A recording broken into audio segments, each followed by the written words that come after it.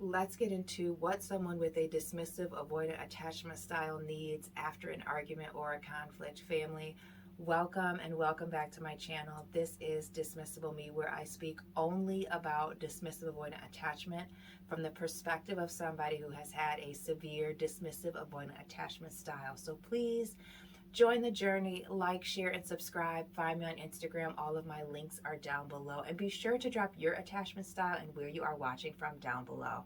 So, getting right into today's topic, what someone with a dismissive avoidant attachment style needs after an argument. Number one, I bet you guessed it, time and space. Space and time. The number one thing over here on this channel.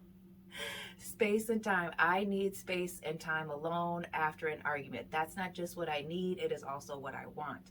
I need that time and space alone to process my feelings, to process my thoughts, to take and to remove myself from this high intensity situation and get myself back grounded and square.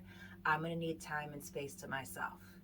That time and space to myself is being used to reflect on the situation so that I can come back and have a cool, calm conversation with you and hopefully get to a place of resolution. Number two on my list is, after an argument, I'm going to need and want for you to please respect my boundaries. If we just fell out about a boundary, please respect that one. If we have just fallen out and I have asked for space or I'm withdrawing, give me that space. It was just heated. Give me that space. The respect for my boundaries. When I need space, I need for that space to be respected. Please avoid pushing for immediate resolution or immediate emotional disclosure right after an argument. I don't have anything to give you. I'm really amped up. I'm very much overwhelmed. I really need my space. It's the really pushing for emotional disclosure or immediate resolution that has gotten people removed from my life or blocked because they just could not respect my boundary after not respecting my boundary, after not respecting a boundary. Like, that's something that can speed up the end of a relationship because you just don't respect the boundaries. It's such a big thing. The third thing on my list here, so once I've had the time and the space, once my boundary for time and space has been respected and I've had the time to reflect, not on your bad behavior, because here's the thing, when you give me space, I focus less on what you're doing wrong because you're no longer doing anything wrong. I think that needs to be said.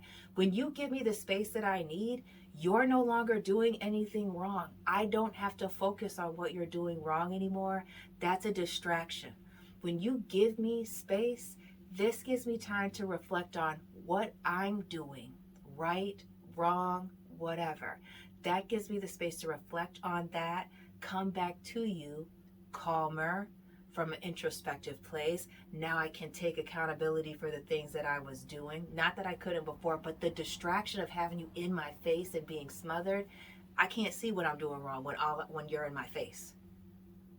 So, after all of that, calm communication is what I desire next. Clear, concise, very direct, non-confrontational communication is helpful and preferred. I said this in a video last week, and this was very triggering for a lot of people, but a non-emotional conversation is what I'm asking for. And when I say non-emotional, I'm talking about extreme emotions. I'm not talking about you can't say that you're not hurt by something that I've done.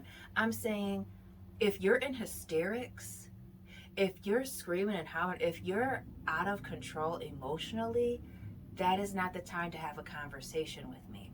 That's not the type of conversation that, for me or someone similar to me, is going to be a productive conversation. Quite frankly, it's going to be something that I may engage in a conversation with you, but I'm going to be very much mentally and emotionally disconnected.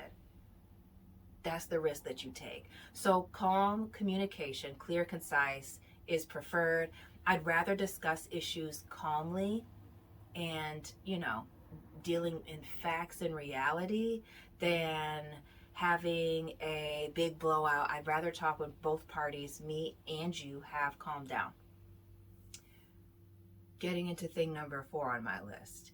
When we communicate calmly and respectfully on both sides, setting clear boundaries and clear boundaries and expectations, communicating that clearly, so that we do not have to argue about this again, so that we can avoid future conflicts and conversations that are unnecessary. Let's lay everything out right here, right now, clearly, plainly.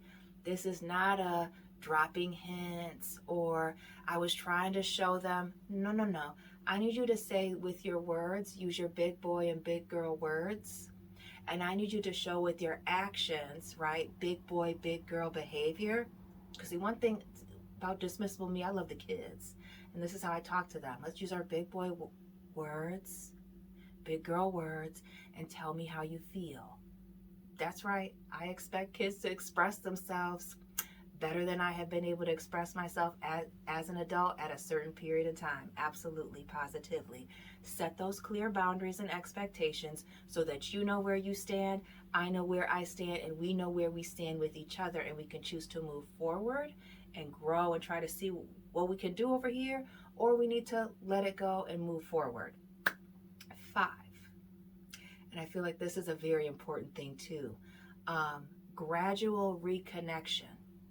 After a conflict or an argument, I do not want to just go back to the way things were or jumping right back into a situation. I need a gradual reconnection. I need time to, come back into the situation. Please refrain from any intense attempts to reconnect. Like, again, that jumping right back into things. I need a little bit more time. I need some more time. I need to see some things. I need to hear some things. And not just for me, but for you too. It doesn't matter what the conflict was about or who it was about or any of that.